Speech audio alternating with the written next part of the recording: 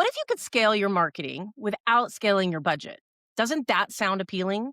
I mean, if you own a business or you're in sales and you are dependent on marketing, what would you say if we had techniques and a playbook for you to teach you how to do these things without breaking the bank? You interested? Well, that's what we're going to talk about today. So you want to stay tuned because we have an amazing guest. Welcome to season 7 of Referral Roadmap, business growth in an age of AI and uncertainty. This season, we're cutting through the noise and getting real about what actually moves the needle for small businesses in 2026. From AI tools that save you time, to winning in the zero-click search era, to building teams and systems, resilience, and a referral engine that still wins even in a digital age. We're giving you strategies you'll need to grow with confidence no matter what the economy throws your way. Let's dive in. You're not going to want to miss this one. I'm so excited about our guest. But Jada, let's go in a little bit more in detail. What are we really going to dig into today? Yes. So today we're going to be talking about small business marketing and the engine that is. It's a system that takes you from hustling with one-off guerrilla style efforts to having a consistent, repeatable flow of leads and sales. So when most small businesses start, marketing does look scrappy. It looks like handing out flyers, cold calling, maybe door knocking, running a Facebook ad here and there, or maybe just relying on word of mouth. Those tactics can work in the beginning, but they don't scale your business. So you can't keep chasing the one marketing idea after another and expect predictable results. A true marketing engine is different. It's about putting systems in place that generate your leads consistently instead of sporadically, nurture prospects automatically with emails, follow ups, and value added content, turn happy customers into advocates or raving fans who bring in more business through referrals and allow you to track what's working, adjust quickly, keep improving without burning out your time or your budget. So think of it like moving from pushing a car uphill, those guerrilla tactics, or having the engine installed, a system. One is exhausting and the other is going to give you momentum. In 2026, the businesses that thrive are the ones that can make the leap, take the energy of those scrappy beginnings and turn it into a machine that runs consistently, predictably, and profitably. So that is what we're going to be talking about today with our expert, Tim Priebe. I'm so excited to have him on. Athena and I have the pleasure of knowing him. We've known him for years, but Tim, he built his first website in 1996, which is crazy because you probably look at him and think he was born in 1996. He started his marketing company, Backslash Creative, in 2003. He's helped over 500 businesses and nonprofits with their digital presence. He is the author of 5 marketing books, a speaker, and a part-time preacher, a loving husband of nearly 28 years, and a father of 3 boys. So help me welcome Tim today. Hey, glad to be here. I'm so excited for this episode. It's so fun to have people that we know so well and have such a deep relationship with. So thank you so much for being here, Tim. And listeners, I know you're going to want to save this one, like, subscribe. You know, you got to do all of that stuff when you're podcasting so that people take it legitly, right? So please do that. But more importantly, please share this. All of our podcasts are designed to actually make impact and help people. You know somebody who needs to hear this. Please save this, share it, get this information into somebody else's hands so that you can be their hero listener and help somebody else out. So excited to dig into this, Tim. And I have to say, Tim, I hired you, right? And so I'm just going to have a disclaimer there, you guys. I recently knew I needed to scale my marketing, and so have hired Tim's team to help me. So I'm talking to him not only as an expert, but I'm a client of his. So I'm in the learning, right, Jada? We're learning, so it's just Every fun. day. You got it. So you guys, so excited that you're here. So Tim, marketing is huge. Yeah, absolutely. And it's If critical. I will say this, most people who know me, you listen to my podcast, you know I'm all about prospecting and building sales systems, scaling.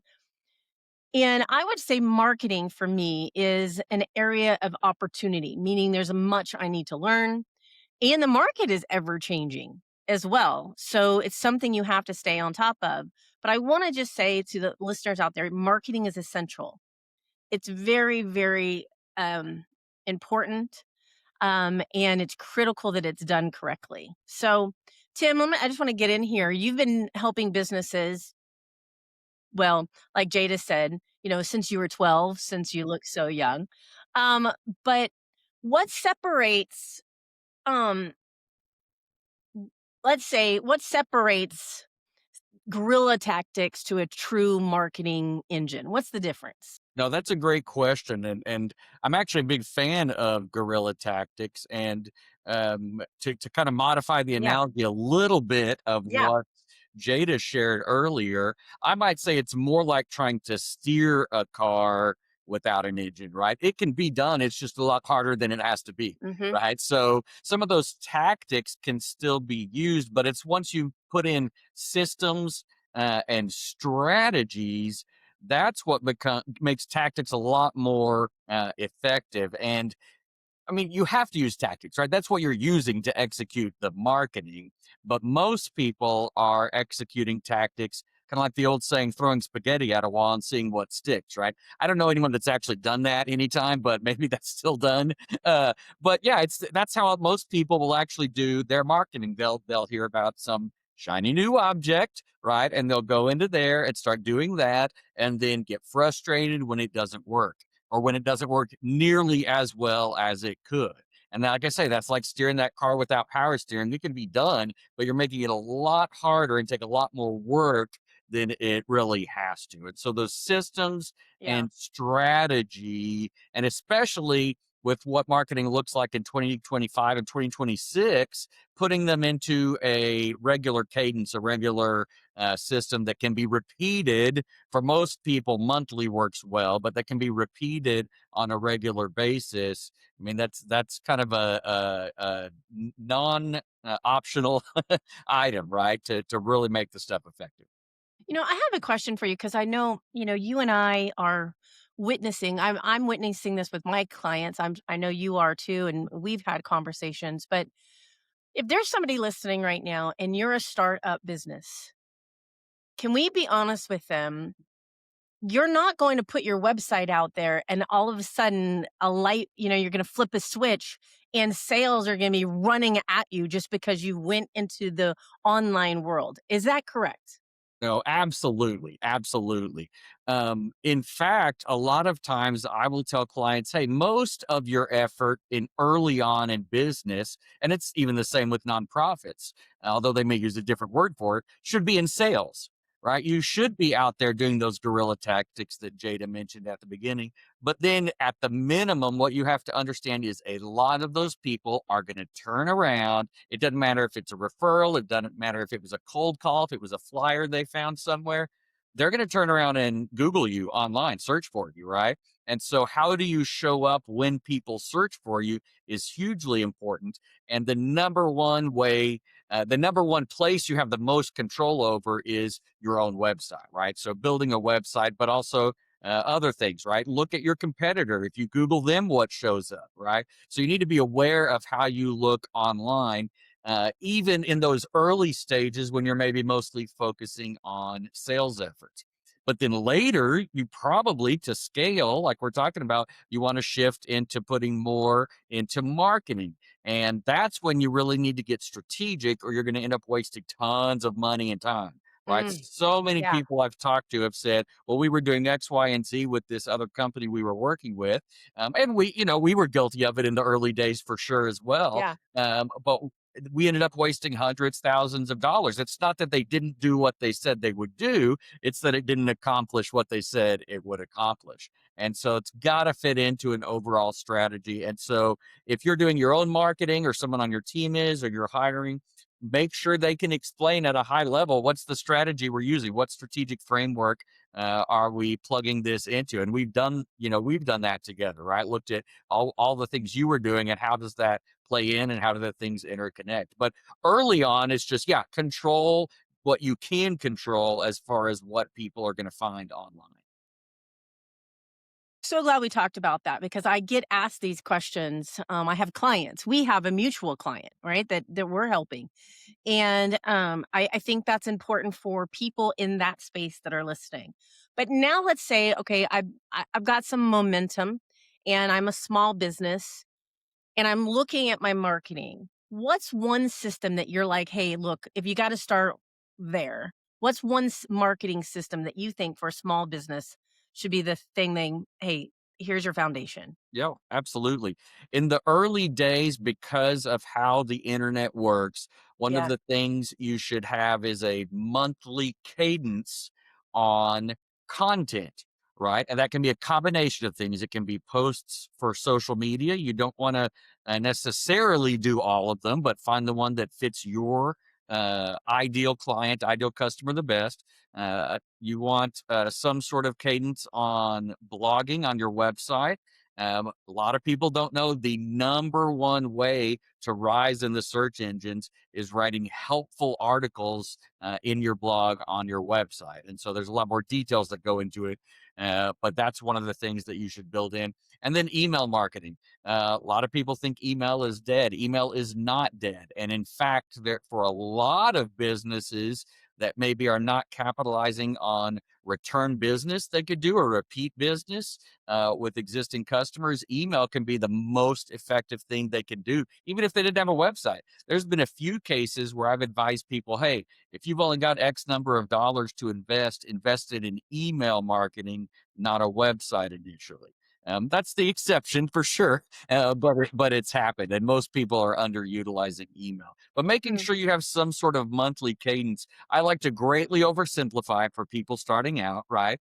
So week one of the month, well, number one, you want to work a month ahead, right? So week one of the month, go ahead and put together the first draft of kind of all your content. Don't worry about how rough it is or whether it's exactly how you want it to end up. Just get something ready. Week two, go through and refine it, right? Edit it, proofread it. Maybe that's you, maybe that's someone else on your team that does it, but go through and refine that content.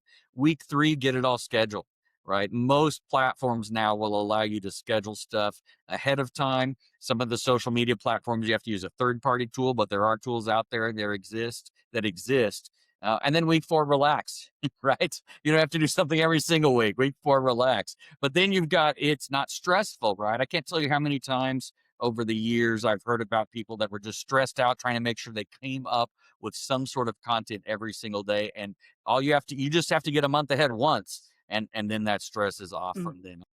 So So I'm here. that makes a huge difference. I mean, that's been the bulk of marketing efforts. Not the only thing you should do, but the bulk of ongoing marketing efforts for good grief, the past 10 years at least. Mm.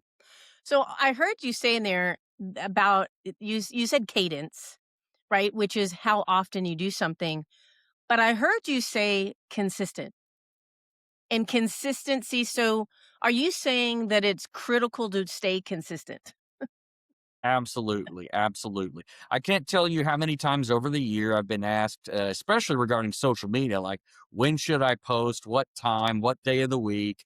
Well, what the data actually shows is it's far more important to be consistent than it is to post at a specific day and time. Yes, as you grow into your marketing, you want to look at your analytics and what time your audience is engaging, and then make sure that you're posting at the optimal time for them. But initially, just consistency is huge. All those algorithms online, right? All the social media platforms have an algorithm that determines what they're going to show people. Obviously, Google has an algorithm, Bing has an algorithm. Even spam filters have algorithms, right? If you're talking email. And so the algorithms love consistency, all of them, without an exception that I've seen. They love consistency. And so that's more important than a lot of little tips and tricks and tactics, that you might want to try. Okay. So let me ask you this. I've got a small business and I am like, hey, what is or I'm going to call it like a tactic that I could do to attract business quickly? What is something that would be effective if I was like, I think about this for myself. I'm sitting in my chair right now and I'm like, I need to boost revenue. What is something that I can be like, hey, I'm going to go execute that? What should I do? Well, that's a great question. And really, it depends on what you've been working before. Okay. Right? So if you haven't been consistent in the past, it's going to be hard to use marketing to quickly boost revenue or get an influx of Oh, cash, right? okay. So if you have not been working marketing, honestly, I would say picking up the phone and calling people you know. There's got to be more Yeah. strategy behind it, but picking up Right. the phone and calling people you know is going to be more effective. Now, if you have been consistent on marketing, right? Let's say you've been doing consistent posting. Let's pretend it's everything I just talked about, right, for the last year. Well, here's what you're going to want to do: go back and look at which platform do I have the biggest audience and the most engagement, right? Which people are actually connected with you. And then you'll want to leverage that audience, that platform to accomplish your sales goals. Now, unfortunately, every platform is different. So, how you actually leverage it is going to really differ from platform to platform. I will say, if the platform has a way to directly message people, that can usually be very effective, right? But a lot of times you have to put something out there that's going to spur engagement around a particular thing that you're wanting to sell, right? So you got to look at almost the I'm a Venn diagram nerd, right? So the Venn diagram, what's the overlap Mhm. in what's going to get you the quickest influx of cash and what is your audience shown interest in the past? So look through your data, right? See what you have, right? Which of those do you already have a service or product around or can quickly introduce a service or product with a good ROI, right? Marketing is not the only thing that plays into it. It's got to have a good profit margin. But what in there can you tap into that already exists because you've been consistent over the past year? So one example, right? So let's say you, Athena, let's say that you had been talking about specifically about setting goals, right? We're at the end of the year. I know you do talk about that. So let's say you were specifically talking about setting goals, and you had an email list, and occasionally you had been emailing about goal setting. Well, you can go back through your email list, and you could actually, or through your data, of those past campaigns, and you could pull all the people in that looked at goal setting and clicked on something in those emails. And then you can specifically email those people and say, hey, I want to make sure you know that we're running this goal setting workshop on such and such date. Is that something we should talk about or not? Now, you'll notice it kind of sounds like a personal email. And in fact, you can't abuse this. But if you occasionally, specifically in email marketing, send out emails that sound and look more personal rather than a quote unquote Mhm. marketing email that's heavily designed, then they can actually be a lot more effective if you don't overuse them.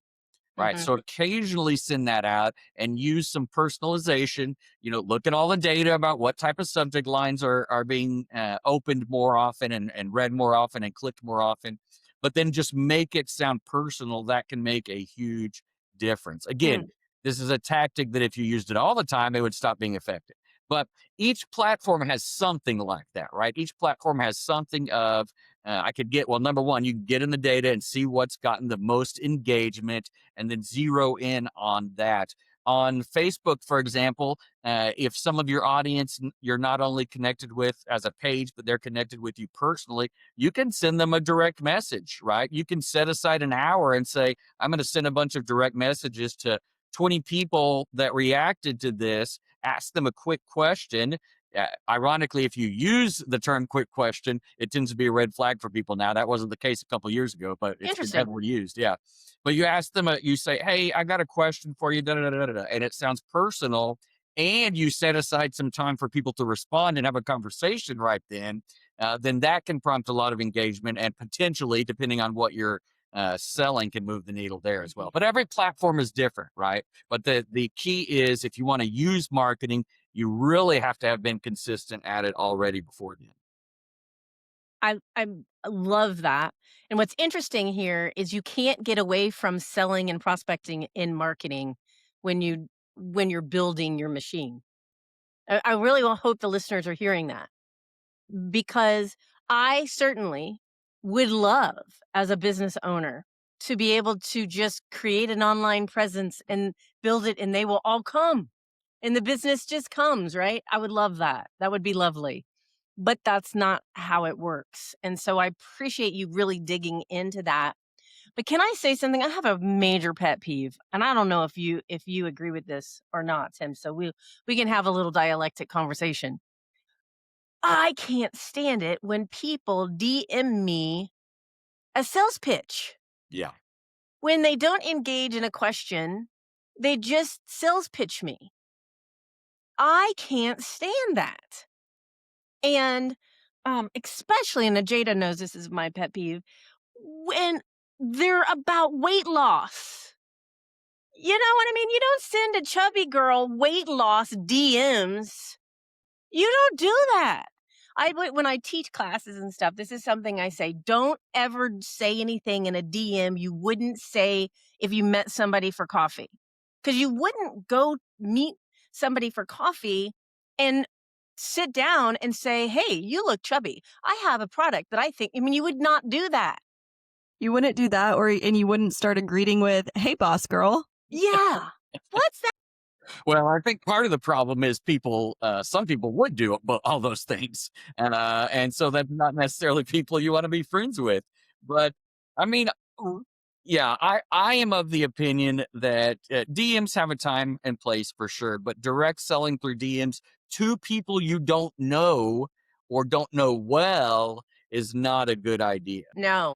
So you're gonna turn them off faster than anything. And yes, there are industries, including the weight loss industry, that have a real bad reputation. And there's certain kind of churn and burn environments in some of those Mhm. industries where they teach them all the wrong things, and they can be effective maybe in the short term, but then they quickly will burn out their audience, their contacts, their Mhm. not crowd. What's the word I'm thinking of? Their followers, if you will. And so, yeah, I think you got to be careful, because with any tactic you try, and it doesn't matter if it's sales or marketing, you really have to think through the negative side of things, Mhm. right? I Yeah.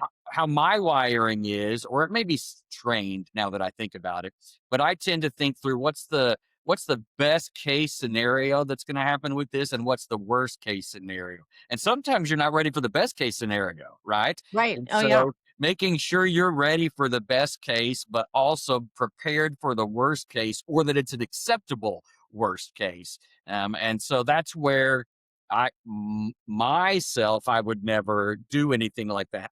You will not find me emailing people and saying, "Hey, your website's ugly. You should probably hire us to make a new one." I don't know who made their website. It could be their favorite nephew, or it could have been them.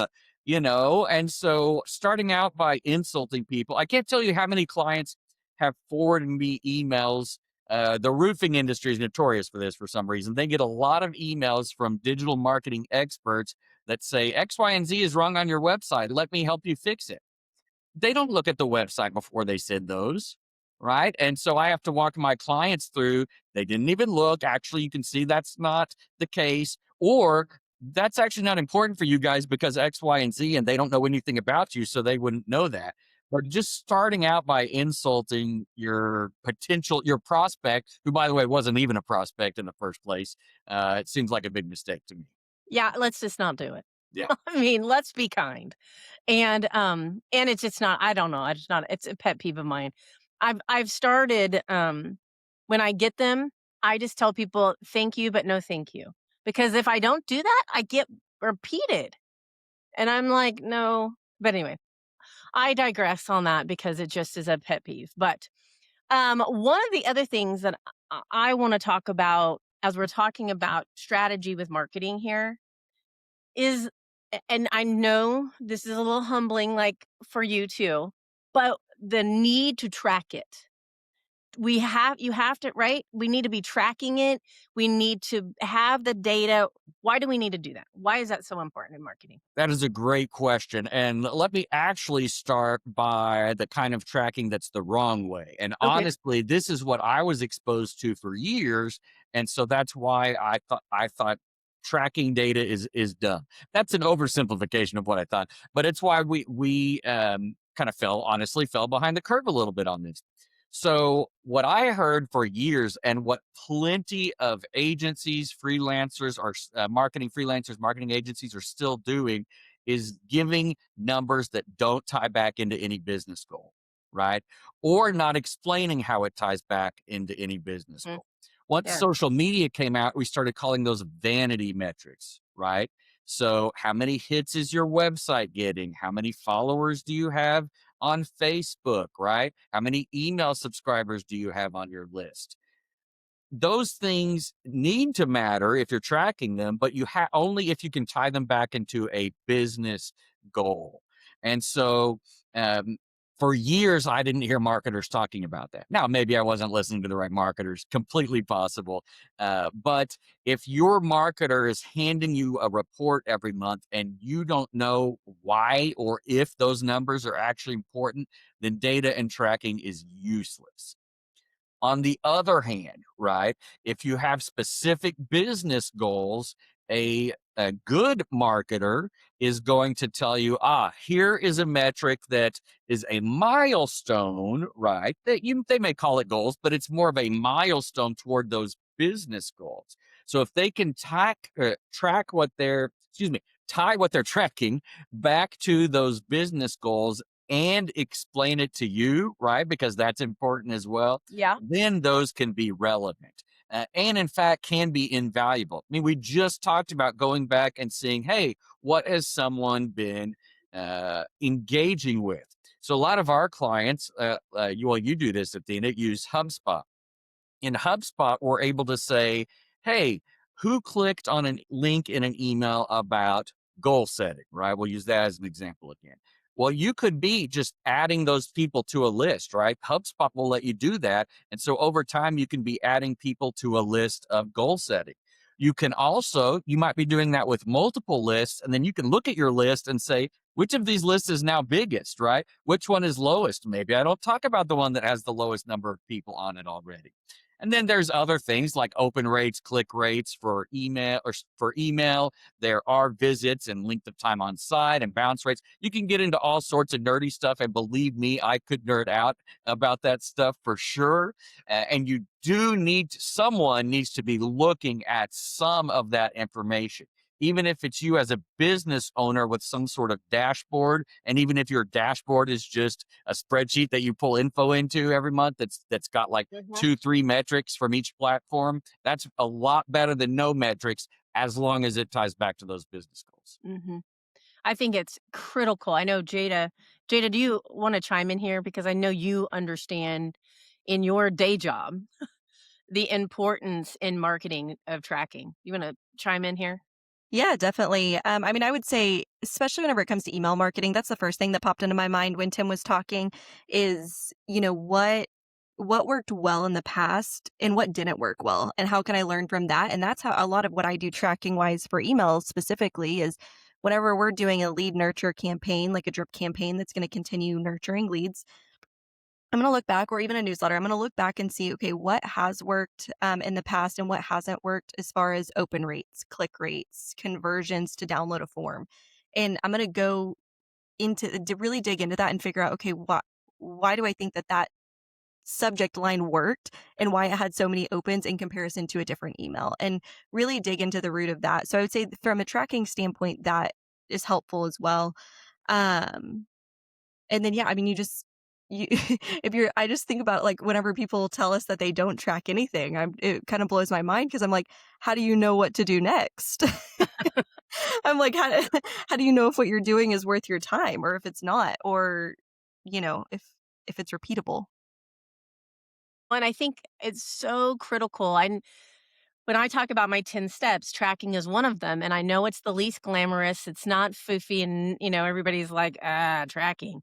But I'm gonna tell you, in your entirety of your business, you need to be tracking things, and Definitely. in marketing is no different.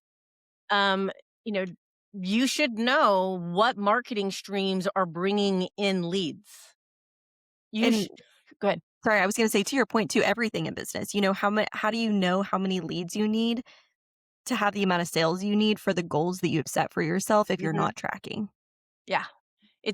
Anyway, I nerd out on it, not because Athena likes to sit around looking at numbers, but because I care about impact, right? And I have seen people um, who their marketing efforts are more about their ego than revenue. And I got to tell you, you're in business. It needs to be more about revenue generation. Now you can have a little ego, like I don't like fat pictures of me. I mean, I'm really picky about what pictures, right? So my ego wants pretty pictures of me out there, right? But it doesn't mean that my ego is determining what marketing we're doing. You see the difference there? So you can care that it looks pretty, but your strategy, your systems have to be about generating revenue. And one of my Period. former business coaches had a saying, business is not the place to get your emotional needs met. Right? I'm a big believer in that. And I I have to watch out for absolutely. that personally. Well, and it's just too volatile. Business is too volatile. This is not, your self-esteem shouldn't come from work at all. It should be a component of your life. But I hope you have other things going on in your life that feed you outside of just work. Because you can have a rough day. And Tim, you know this. Last week I had a really rough day, and I did a meeting and I bombed it. I should have not done the meeting. You know what I mean? I knew I was not in a good, and I bombed it. And I bombed it so bad that my business partner called me up and I got in trouble because of bombing it so bad. You're going to have days like that in business, you know? Hey, that's not the, so my self-esteem couldn't be wrapped up last week, right? In business, or it would have been a whole bad week instead of just a bad couple of hours. But anyway, I'm just being transparent, y'all. I got myself in trouble last week for not doing a meeting well. So, Jada, you're never allowed to go on vacation again. No, Oh, it's so I'm like, "Ooh, I'm curious what meeting that was." it was progression. Um, but anyway, it's really important, you guys. One, right? Make sure that you're tracking so your ego doesn't get involved, so you're doing the right things, and so you have control of your business. I think that's really important. But Tim, I want to go into since I'm being vulnerable about mistakes. But what are some of the most common mistakes you see businesses doing when they're trying to scale their marketing? That's a great question. I sort of alluded to it already, Hmm. but just executing any tactics without any sort of framework or Hmm. building systems around it. I can't tell you how many people I've met with about their marketing that have been in business for, dozens of years that didn't have a documented ideal client or ideal customer profile, right? And I'm like, well, like like you were saying earlier, Jade, I'm like, well, how do you know what to do with your marketing? I don't get it. And the answer is they don't. They're just going based off gut feeling or blind. And so making sure that you're not just doing a bunch of tactics, but fit it into some sort of strategy, including who is my ideal client, my ideal customer. Yeah, please. Please. Because you don't and by the way, Jada and I have learned this.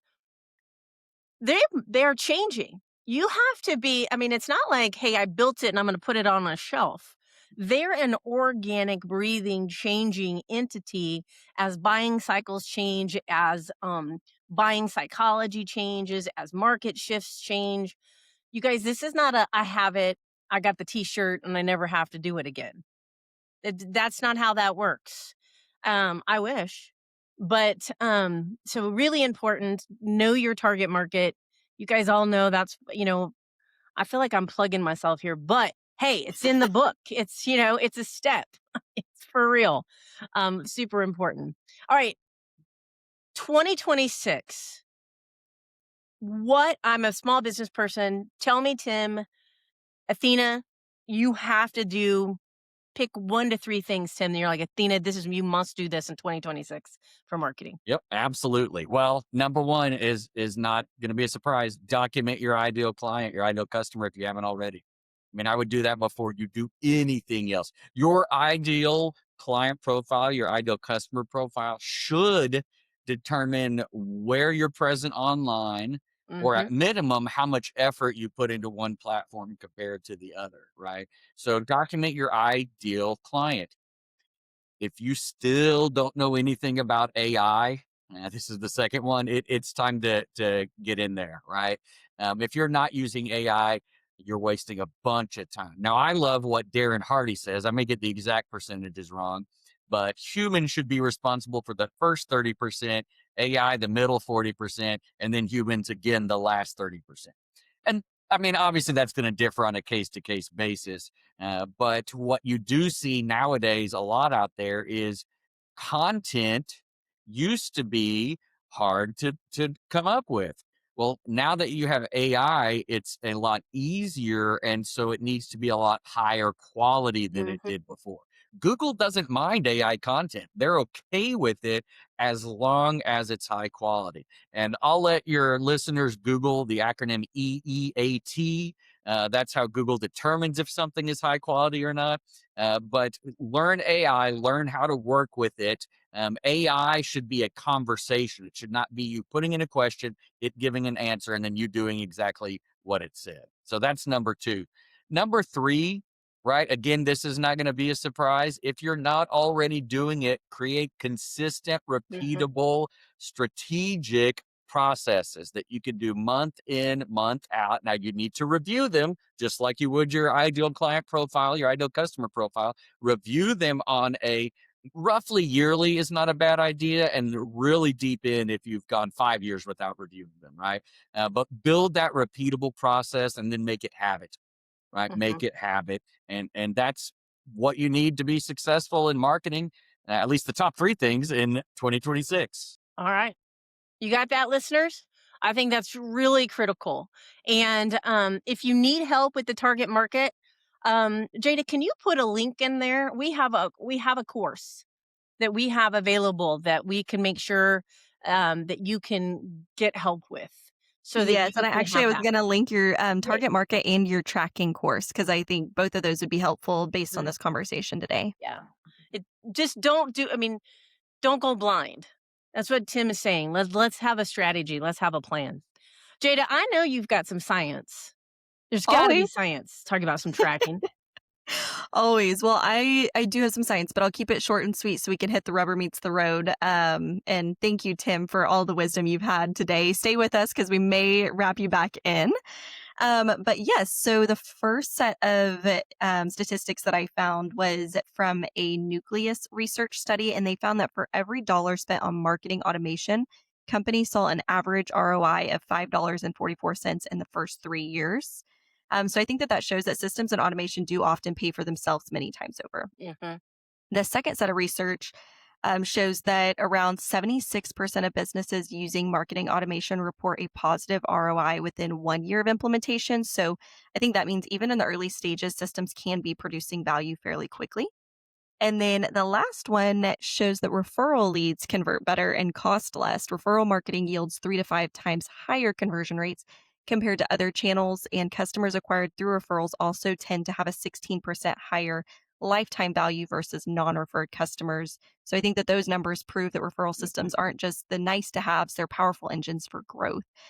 So I think that kind of also goes back to knowing who your target audience is because you can't can't get those quality referrals if you don't know who you're supposed to be being referred. So that is what I have today for the statistics. Athena, you want to take us to where the rubber meets the road? Absolutely. Absolutely. And you know I love those referral stats. Yeah. You guys know I love that. You guys know I nerd out about stuff like that. But all right. So number one thing, I hope you guys are taking notes as you guys are listening. If you're on the treadmill, make sure to save this so you can take notes later. But one thing I want you to do is document what you're currently doing. So I want everyone to document, what are you currently doing? Write it all out. When was the last time you actually wrote out all the tactics you're doing? And what if you're like, but Athena, I'm not doing anything? Ha! Well, now you know. Now it's time. But I want you to write it out and look at and say, where am I not being consistent? What could I be doing where I'm not tracking? Start to get an idea of what you're really doing. Okay. Then, and then I want you to ask yourself, is it getting me results? Is it getting me results? And if not, then what do I need to do to change? Okay, remember, marketing is about getting results. It's about building referrals. It's about building revenue. I think that is really important. It's not just branding, right? It's not just branding. Marketing is actually getting results. Number two, choose one area you're going to systematize. Okay. So, whatever marketing strategy you do, I want you to make it into a system. So, maybe it's your emails. Okay. Tim said start there. So, we're going to pick your emails. What is your strategy? Who are you talking to? How often are you going to talk to them? What are you going to say? One thing, make it part of your calendar, get the cadence, make it consistent, get really good at one system. And let's start at the email campaigns. 3, I want you to start tracking. Pick one thing, and I have to say, if we're going to keep the theme here, start tracking your emails. Who's opening them, which ones are getting opened, all the things that Jada had said earlier on. Start tracking and looking at which ones are generating conversations, which ones are generating leads. Need to start tracking these things so that you can make adaptations and you can change and you could double down in the things that are working. And Jada alluded to this in the stats, but you guys automate low volume tasks, okay? Or low value, pardon me, low value tasks. Or if there are things that you can have scheduling arms, AI scheduling things do for you, like your post on social media, that type of thing, anything where you can save yourself a minute and have it automated so it stays consistent, you want to do that. You want to take advantage of that. And the other thing, an idea for you is create evergreen content. Create content that you have readily available to you, guides, checklists, videos, where you're not being trendy, where it speaks to your ideal client, speaks to your value, speaks to your unique proposition, and it's something that you have on your shelf available for yourself to be able to use when you need to. Kind of like our courses, right? I mean, they're evergreen, we have them, they're helpful, and they're available. All right. The other thing I want you to be thinking about in marketing is in your marketing, are you attracting and building a referral loop? Are you attracting and building a referral loop? And if you're like, I don't know, well, I want you to think about that because you want to make sure that your marketing efforts not only are bringing you leads, but are also attracting referrals. Something to think about. I think we could do a whole day class on the power of referrals and what it can do to your business. We speak to it on this podcast a lot, but you guys, I want you think about it in your marketing efforts. And last but not least, you need to make sure that you're scheduling. I would say at least quarterly. Sit down and see what marketing is working. Go ahead and put that in your calendar now and look and see what marketing is working. Jada and I have quarterly meetings where we analyze all of our marketing efforts to the micro. It's exhausting, but it's critical because we find that the market right now is too volatile. It's changing too quickly. So we want to make sure that we're staying on it and know what is working, what's not working, what has changed so that we can stay in front of it and not get behind. We have made that mistake before. So those are some tips that I want for you guys to do. Marketing is essential. I hope you guys understand. Hope you took your notes. Tim, thank you so much for being here. Jada, thank you for speaking to this because I know you are a VP of marketing. So this is something that you do. So I appreciate both of your expertise to help our people. Jada, where do we go from Absolutely. here though? That's a great question. Tim, where do we go from here? How do people get connected with you? Well, they can go to my company website at \creative.com. So it's actually the word / spelled out, creative.com. And actually, if they go to our Who We Are page, they can find my big picture on there and connect with me personally on social media at various places as well.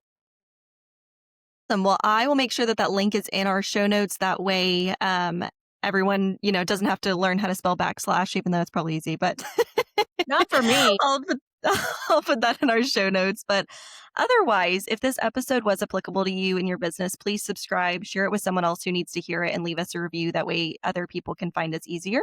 Don't forget, Athena's book is coming out soon, so get early access discounts and exclusive extras by joining the list in the show notes. Speaking of the show notes, I will also make sure that there is a link to download the season 7 resource guide, Athena's 5-day tracking and target market courses, as well as Tim's information. So thank you for being here, and we will see you next week.